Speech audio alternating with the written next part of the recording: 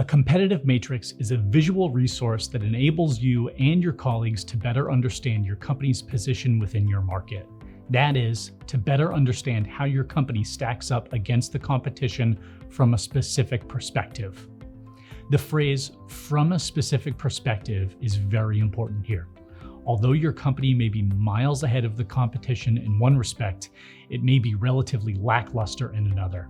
For example, you may offer a suite of professional services to which none of your competitors can hold a candle.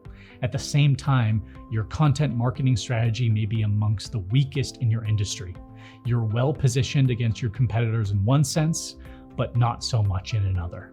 Because there's more than one way to assess your positioning relative to your competitors, it follows that there's more than one way to create a competitive matrix. And indeed, as we'll see in just a minute, competitive matrices come in all shapes and sizes. But in general, the purpose of creating any competitive matrix is to empower your colleagues with the insight they need to pursue improved positioning in the most effective ways possible.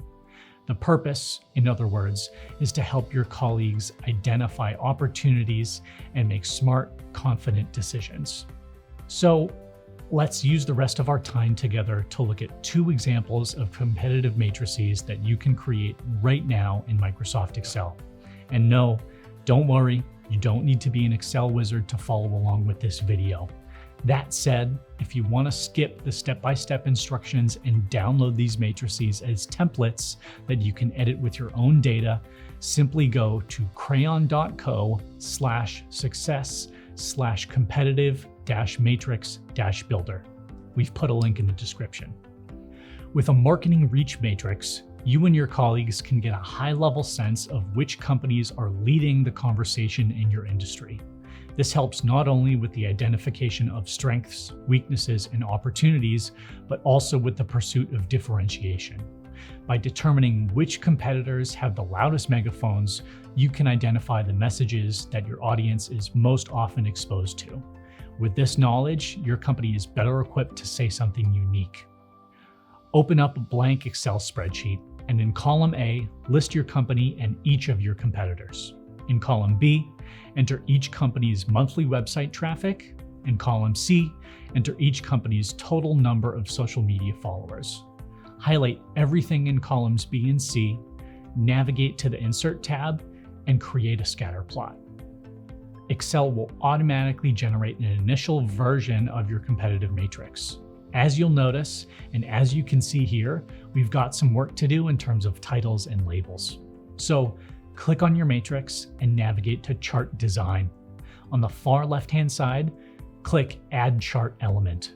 From there, use Axis Titles and Chart Title to get everything in order. Label the X-axis with monthly website traffic, label the Y-axis with social media followers, and make the title of the matrix Marketing Reach. Now we're getting somewhere. Next, head back to that same Add Chart Element drop-down menu. Hover over Data Labels and select More Data Label options. Uncheck the Y value box and check the Value from Cells box. When you're prompted to select a data label range, highlight each of the companies listed in column A. Click the OK button, and now you've got yourself a competitive matrix. Depending on your preferences, you may want to use the Add Chart Element drop-down menu to remove the grid lines. Once you've cleaned up any little details like that, our final product is ready. One takeaway here: given that we're leading the pack in terms of social media followers, we may want to focus on growing traffic to our website. With the Sales Team Performance Matrix, you and your colleagues can see with which competitors you're battling most fiercely for new customers. If you're a product marketer tasked with enabling sales reps to win deals, this knowledge is enormously valuable when it comes to establishing priorities. The process of creating a sales team performance matrix is very similar, but not identical to the process we just walked through. Open up a new Excel spreadsheet, and in column A, list each of your competitors, but don't list your own company. In column B, enter your sales team's win rate against each competitor. In column C, enter the total number of opportunities your team has had against each competitor. Follow the same steps as before to create a scatter plot. Once again, Excel will automatically generate an initial version of your matrix. As before, we have work to do in terms of titles and labels. Follow the same steps as before to label your axes and create your title. Label the x-axis with win rate, label the y-axis with opportunities, and make the title of the matrix Sales Team Performance. Follow the same steps as before to label each point on your matrix with the name of the corresponding competitor. And whereas our marketing reach matrix did not require the removal of the grid lines, this one does. Use the Add Chart Element drop-down menu to remove both the vertical and horizontal grid lines, and you should be left with something resembling this. At this point, we've got a competitive matrix that looks very similar to our previous one. It's in the last few steps that the difference becomes clear. First things first, you need to set a threshold for both win rate and opportunity volume. There are a number of ways to go about this.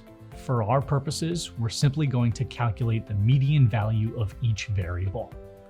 From our hypothetical data set, the median win rate is 0.3 and the median opportunity volume is 800. So we're going to insert a vertical line at 0.3 and a horizontal line at 800. This is done by clicking on the matrix and navigating to insert.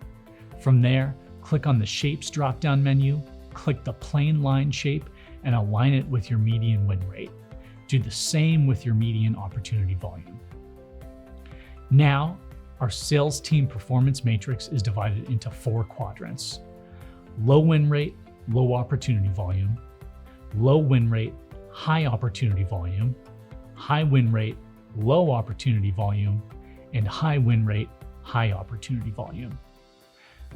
The last step in this process is labeling each quadrant with an appropriate and memorable name. Again, there are several ways to go about this. You can come up with whatever labels you like.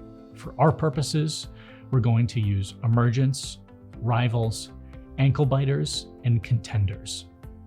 To do this, click on your matrix and navigate to Insert, then simply select Text Box from the far right-hand side and create a label for each quadrant. And there you have it.